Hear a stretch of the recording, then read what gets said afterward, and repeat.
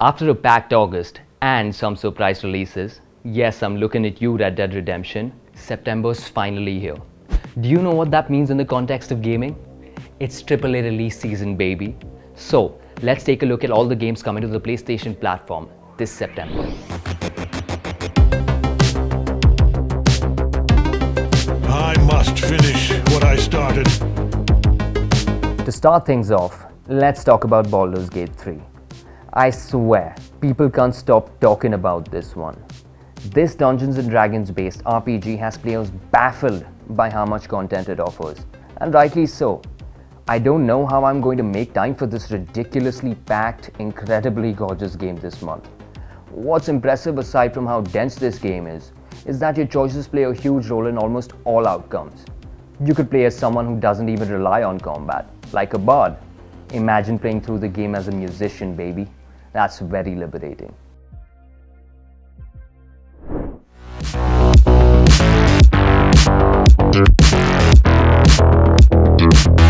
After watching the Gran Turismo movie, I've been looking for a fresh racing game to play, and looks like this one may just scratch that itch.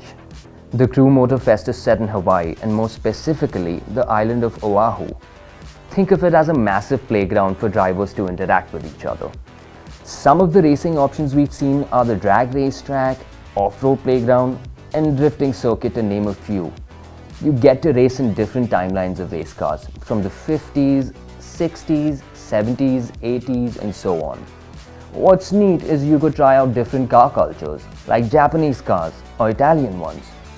Are there any vintage Indian cars? I'd love to race. Who's with me, huh? Anybody? Anyone at all?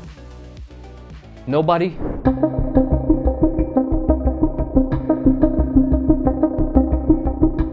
Survival horror games are common, but what stands out with Ad Infinitum is the World War I setting.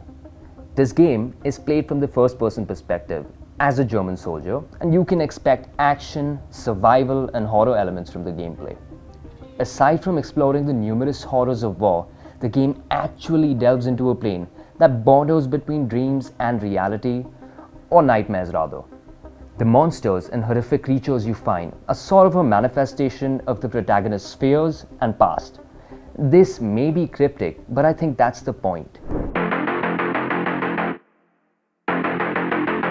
So, Mortal Kombat has seen many reboots, but this time things really seem to be different. With Mortal Kombat 1, the series reboots the universe while keeping the timeline canon to how the last game ended, with Liu Kang as the new fire god and protector of the Earth realm. I'm not going to get into the lore, but a lot has changed here. We've already spoken a lot about the returning characters in our previous video, but there are so many surprises popping in from NetherRealm Studios that it's getting hard to keep up. Like they announced the first character pack with Homelander, Omni-Man and Peacekeeper. How do you even fight that? All that and cameo fighters added to the mix. MK1 is currently looking more packed than a Mumbai local during rush hour. What's that? A new Souls-like? Based on the tales of Pinocchio? Lies of P? Man, I have high expectations for this one. The fact that it's a Souls-like is enough for me, but to bring Pinocchio into the equation is something I didn't see coming. The world can be expected to be as unforgiving as in most games of this sort, which is not to say it lacks beauty by any means. The weapons and weapon customization is pretty unique in this game.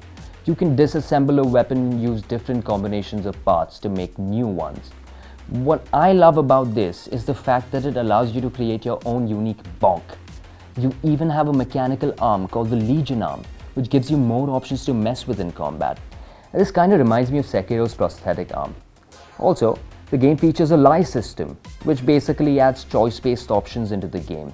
How much it affects gameplay is yet to be seen, but imagine lying your way into a secret area or something. Sky's the limit. Next up we have Payday 3. Not to be mistaken for Laddu 2.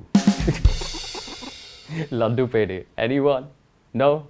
Well, whatever. In case you missed out on the earlier games, it's essentially a first-person shooter which allows co-op heists.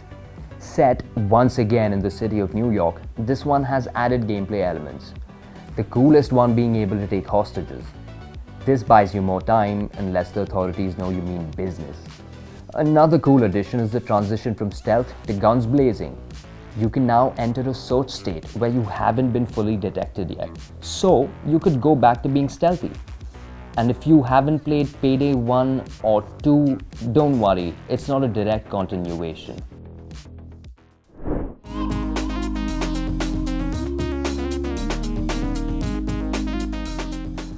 What can I say about my time at Sandrock? I haven't been there yet, but I can imagine what it's gonna be like. A post-apocalyptic world where most modern technology is destroyed, and hey, look, these people seem happy. Now, you gotta build a lot of stuff in this game. Sandrock needs to thrive, and for that, the community needs to as well. Your job is to get your workshop working as efficiently as possible, building machines and whatnot to bring Sandrock back up to speed. Bob the Builder, karke dikhayenge, Bob the Builder, ha bhai ha! Was that monsters? What? I thought this was safe. Fine.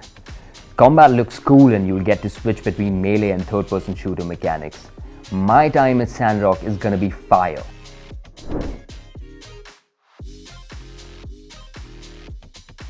After FIFA 23, it was uncertain what EA would do with this franchise. And we know now. EA Sports FC 24 is EA's new football IP. The game has hundreds of motion captured animations to make in-game actions look more realistic. This includes actions like passes, shots, chips, set pieces, run-ups, and what have you. We also have different career options such as Manager Mode and Be a Pro, which most players would expect from a football game by EA.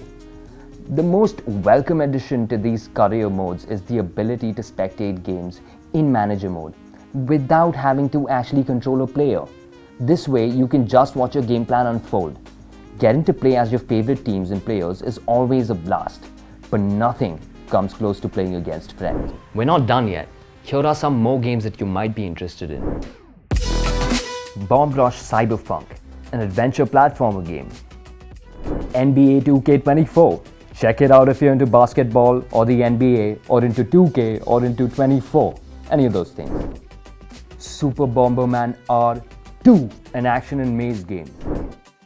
Gloomhaven, a card game with turn-based combat. Eternites, a hack and slash dating sim. Harvest Moon, The Winds of Anthos, a farming simulator. Cyberpunk Phantom Liberty, the upcoming expansion for CDPR's Cyberpunk 2077. Infinity Strash, Dragon Quest Adventure of the Die, an action RPG with hack and slash combat. Fate's Samurai Remnant, an action RPG.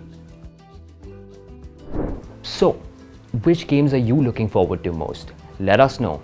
Also, let me know if you'd like me to spotlight any games. Do drop a like, subscribe to the channel, and don't forget to ring that notification bell. I'll be seeing you guys soon. PlayStation